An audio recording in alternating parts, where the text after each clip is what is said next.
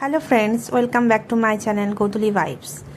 আজকে আমি একটা চিকেনের রেসিপি শেয়ার করব। প্রথমে চিকেনটা হলুদ, নুন, টক দই এবং সর্ষের তেল দিয়ে ম্যারিনেট করে রাখলাম। এবার কড়াইতে তেল দিয়ে তেলটা গরম হয়ে যাওয়ার পর পেঁয়াজটা দিয়ে দিলাম। পেঁয়াজটা লাল লাল করে ভাজতে হবে বেরেস্তার মতো।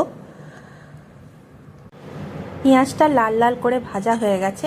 এবার আমি পেঁয়াজটা তুলে নেব।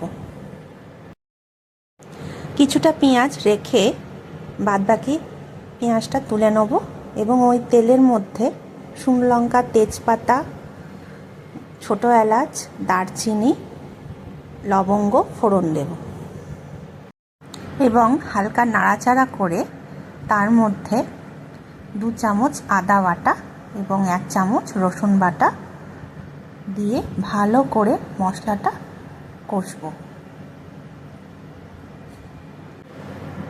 তারপর মশলাটা হালকা নেড়ে তার মধ্যে 2 চামচ আদা বাটা ও 1 চামচ রসুন বাটা দিয়ে মশলাটা ভালো করে কষবো।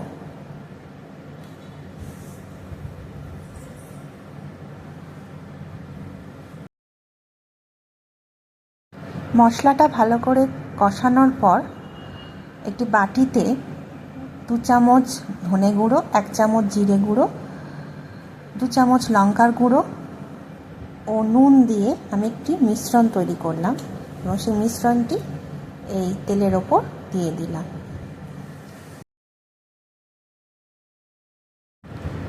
ও মশলার ওপর একটু কাশ্মীরি লঙ্কা গুঁড়ো দিয়ে দিলাম যাতে মাংসের কালারটা খুব ভালো হয়।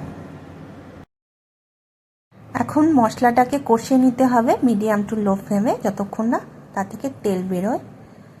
তারপর ম্যারিনেট করা মাংসটা দিয়ে দিতে হবে তার উপর। এবার মাংসটাকে ভালো করে কষাতে হবে 10 থেকে 15 মিনিটের মতন।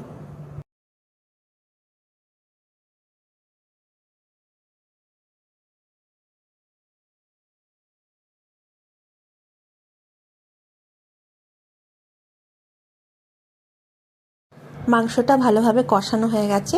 এবার পেঁয়াজের বেরেস্তাটা দিয়ে দেব এবং আবারও 10 থেকে 15 মিনিট মাংসটাকে ভালোভাবে ফোটাবো।